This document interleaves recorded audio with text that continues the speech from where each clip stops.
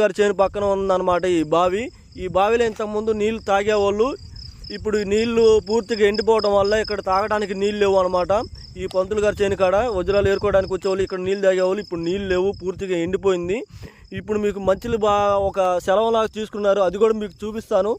ముందుగా మీకు ఆ పంతులు గారి చేను ఎలా ఉంది, ఆ పంతులు గారి చేనులో ఒక విగ్రహం అనేది ఉంది. ఆ విగ్రహం బొమ్మ పెట్టి అక్కడ పూజలు కూడా చేస్తూ ఉన్నారు అనమాట.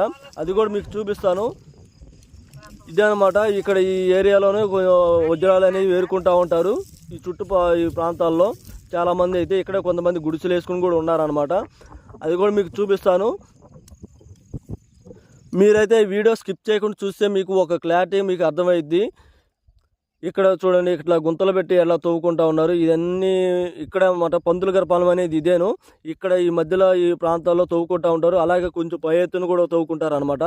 మనకి ఇదిగో పంతులు గారి పొలంలో మనకు గుర్తు ఏంటంటే